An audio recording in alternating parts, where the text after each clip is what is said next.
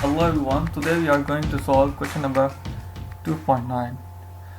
ये question fundamental of electric circuits by Alexander आंसेडुकी की बुक से है। और इस क्वेश्चन में देखा जाए तो हमें I1, I2 एंड I3 मालूम करना है, जो कि इस डायग्राम में शो किया गया है। ये आपका I1 है, I2 है और I3 है। इस क्वेश्चन को सॉल्व करने से पहले मैं एक बात क्लियर करना चाह रहा हूँ, क्लियर होनी चाहिए हर स्टूडेंट को।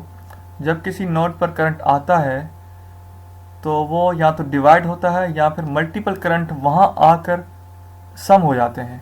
जैसे कि आप देखें, यहाँ पर I1 की बात करूँ मैं, तो यहाँ से देखें कि एक करंट 5 एम्पेयर का यहाँ आ रहा है और 2 एम्पेयर का करंट यहाँ पर इस नोड पर आ रहा है।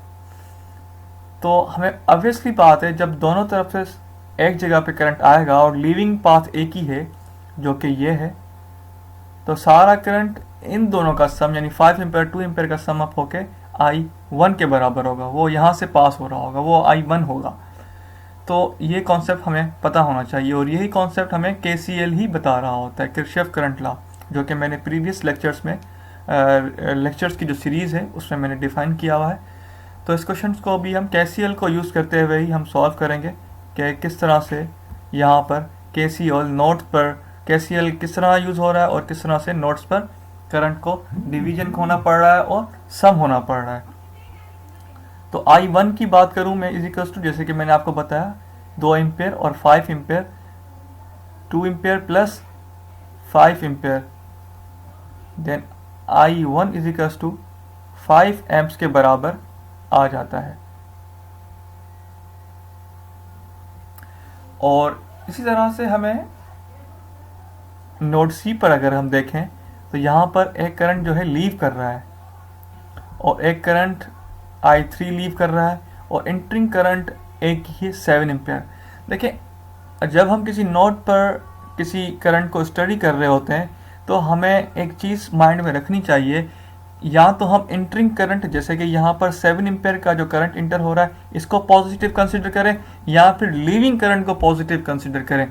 किसी एक करंट को हमें पॉजिटिव कंसिडर करना होगा और पूरे न्यूमेरिकल में यही हमें फिर कंसिडर करना होगा। जैसे कि हमने देखा कि इंटरिंग करंट, दोनों जितने भी करंट हैं वो पॉजिटिव हैं और लीविंग करंट हमारे पास नेगेटिव है, तो जिसकी वजह से हमारे पास I1 is equals to 5 ampere आया।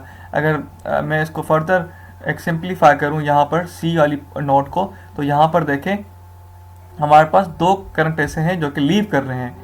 हमारे पास एक करंट है I3 और दूसरा करंट है 2 एम्पियर, जो कि आपका ये सी को लीव कर रहा है और I1 की तरफ जा रहा है, और एक करंट जो कि इंटर हो रहा है जो कि 7 एम्पियर्स के बराबर है, सॉरी माइनस, क्योंकि इंटर हो रहा है, हमारे ऊपर डिपेंड करता है। मैंने यहाँ पे लीविंग करंट को पॉजिटिव कंसिडर किया और इंटरिंग को नेगेटिव कंसिडर किया और इज इक्वल्स टू 0। ये हमें KCL बता रहा होता है, यानी कि सम ऑफ ऑल करंट्स और at node is equals to 0। Leaving और entering current are, sum of all entering और leaving currents are is equals to 0। ये KCL ने बता रहा होता है, हमने भी वही यहाँ अप्लाई किया। तो हम देखेंगे I3 प्लस, सॉरी यहाँ माइनस हो जाएगा कि minus 5 amps is equals to 0 हो जाएगा, और इसके बाद हमारे पास I3 की वैल्यू इज इक्वल्स टू हमारे पास आ जाएगी माइनस 5 एम्प्स। और अगर हमें इस नोड पर देखा जाए तो जहाँ पर हमें I2 निकाला जा सकता है, और इस नोड B को भी देख के हम I2 निकाल सकते हैं, क्योंकि हमारे पास I3 नॉन हो चुका है इस वक्त। अगर हमें I2 को मालूम करना है तो हमें देखना पड़ेगा, यहाँ पर देखें कि 6 एम्पेयर का करंट जो कि यहाँ पर इंटर हो रहा है इस नोड में, और I2 जो कि लीव हो रहा है, और एक करंट जो कि 7 एम्पेयर यहाँ पर लीव कर रहा है। हमने कहा कि लीविंग करंट्स को हम यहाँ पर पॉजिटिव कंसिडर करेंगे, जो कि जैसे कि हमने प्रीवियसली कंसिडर किया, I2 प्लस हमारे पास 7 एम्प्स इजिकल और माइनस इंटरिंग यानी कि 6 एम्पेयर इजिकल्स टू 0। ये दोनों जब माइनस होंगे तो I2 हमारे पास आ जाएगा प्लस 1 एम्प्स, तो I2 हमारे पास इजिकल्स टू माइनस 1 एम्प्स के बराबर आ जाएगा। मैं आपको दोबारा बता रहा हूँ, आपके ऊपर डिपेंड करता है, या आप इंटरिंग करंट को पॉजिटिव कंसिडर करें या फिर लीविंग करंट को पॉजिटिव करें।